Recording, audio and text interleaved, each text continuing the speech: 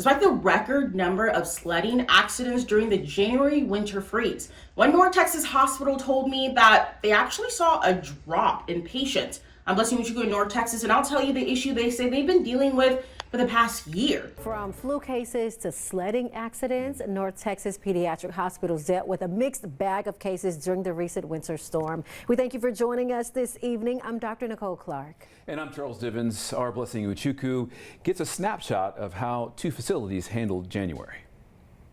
Now that the kids are back in school and the ice is melted, one North Texas hospital tells me that they actually start to expect an increase in patients, which is something they said that they did not see during the January winter freeze. 3008. With more than a dozen screens plastered on this wall, dispatch and operators inside the Solution Center have a bird's eye view of every inch of Cook Children's Medical Center in Fort Worth. Which is really important in a time of weather. As you know, the weather was bad and you can't necessarily get out on the roads and drive, but we still have to get patients here. Debbie Boudreau is the Vice President of Nursing and Patient Services at the hospital. She said before the winter storm, staff were dealing with patients who had typical seasonal illnesses like norovirus and respiratory illnesses like RSV, cold, and the flu. The kids are all at school and they're all exchanging all their little germs, and then they all come here. Which is what doctors at Children's Health in Dallas were also experiencing. Influenza has been circulating here in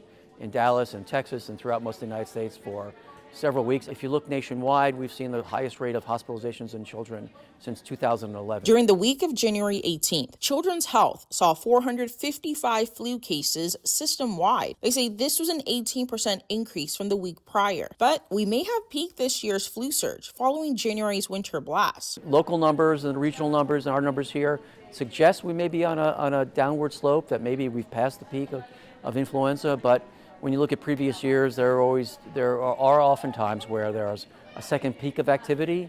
So we're clearly not out of the flu season quite yet. Oh, he's talking about a room. Back in Fort Worth, despite seeing a drop in ER visits during the storm, the numbers that surprised Boudreau were twofold. First, the hospital treated more than 60 children for sledding-related injuries. But in the last 9 years, I've been in an administrative role, and throughout that time period, I just don't recall us having this many winter weather-related accidents. And second, the number of tiny babies being born. That volume has been steady.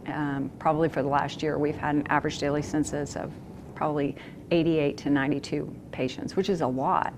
Our Prosper campus just opened an NICU so that we can take babies up there, maybe babies that are closer to home in Denton or in southern Oklahoma. Boudreau says the neonatal intensive care unit has been busy, but the pediatric intensive care unit has been busier. During this interview, she says they had 41 patients with only 43 beds. It'll be interesting to watch those numbers, whether they go up or kind of stay the same. With kids back in school and no winter storm forecasted just yet, Boudreau says she expects an uptick of patients to be walking through these doors. In Fort Worth, Blessing Uchuku, Spectrum News.